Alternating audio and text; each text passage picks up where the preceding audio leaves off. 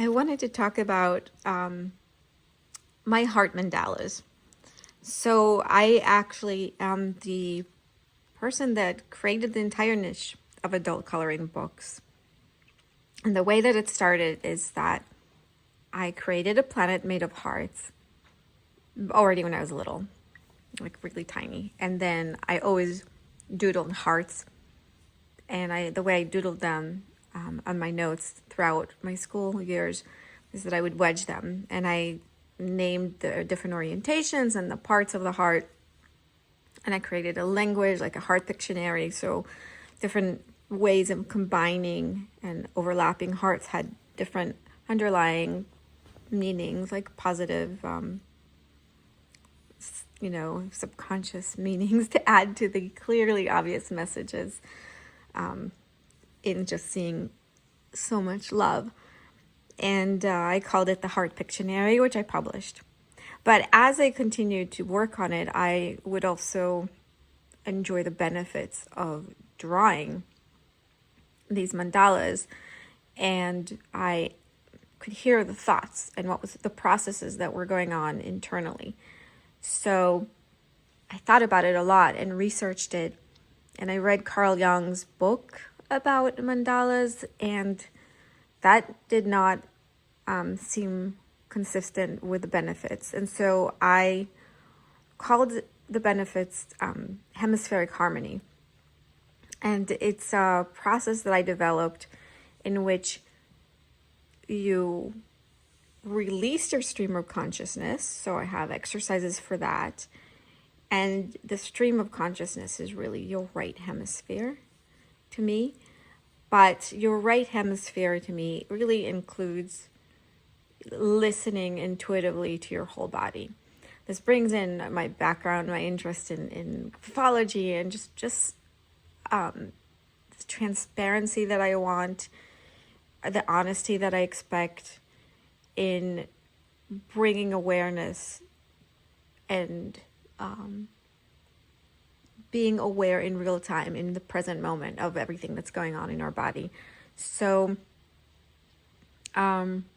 I used to write in stream of consciousness mode, and if I had a stomach ache, that would go in there, and I really didn't want to edit. But if I edited, I would mark that I edited, and I wanted like a way to reflect exactly the truth in real time. But in releasing the stream of consciousness, lots of great ideas would come up. But I also noticed how much the left hemisphere judges the right sometimes, for my brain. And not everyone is that way, but a lot of people are. There is an epidemic in suppressing the right hemisphere, and we actually cannot survive without the right hemisphere. We can survive if we had an accident to the left hemisphere. We could still function in society. But if we had an accident to the right hemisphere, we would not do well.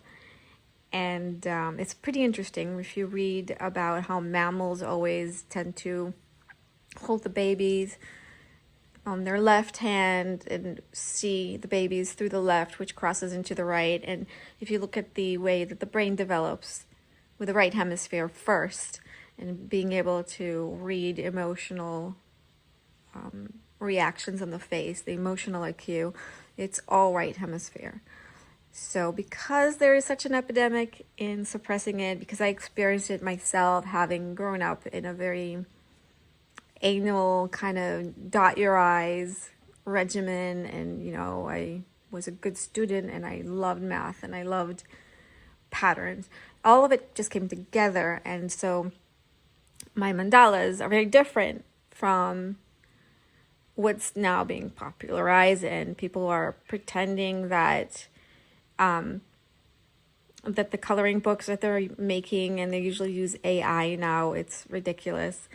Those books, they say that they will help you and relax you, but a lot of times they miss the mark completely. Sometimes they don't have symmetry, which I think is really, really important, and sometimes they're overly detailed, which could be too intense for people. People need the freedom to move their hands, and people should feel okay to draw outside of the line. And yeah, it could be intense. It might not be right for everyone. So anyway, I've been working on how to break this down for people. And there's a theme of that in many of my book series, my Connect the Dots series, my Optical Illusion series. I really talk about this in all of them because it's like a lifelong project of mine. But this is a book that has more actual exercises that are simple, and I remind people, to do the breathing where the exhalation is longer than the inhalation. Yeah, I talk about the brain a little in the intro. And I show small exercises, small decision making that then you can integrate into larger, and they really go step by step and help you listen internally to, it's more than a dialogue.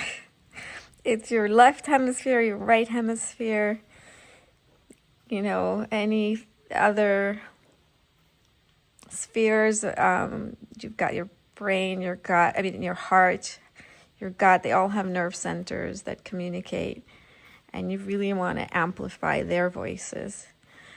So, skipping. But anyway, this book has a lot of simple designs that integrate into bigger ones. I guide on the left. And I show a little bit of how I deconstruct designs that work, that are really nice, and then reconstruct them, which is part of the creative process. So I kind of show a glimpse into how my brain works. And I give a little bit more detail. So if you are in the mood to draw some more, of course you're welcome to add detail to simple designs.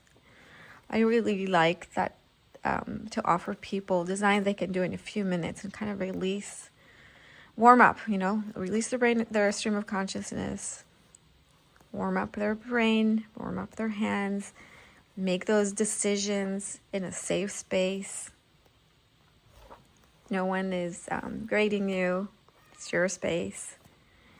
Sorry, I am in a hurry, so I'm going to wrap this video up. But yeah, please look into this book on Amazon. It's not easy to find because the algorithm does not know I exist.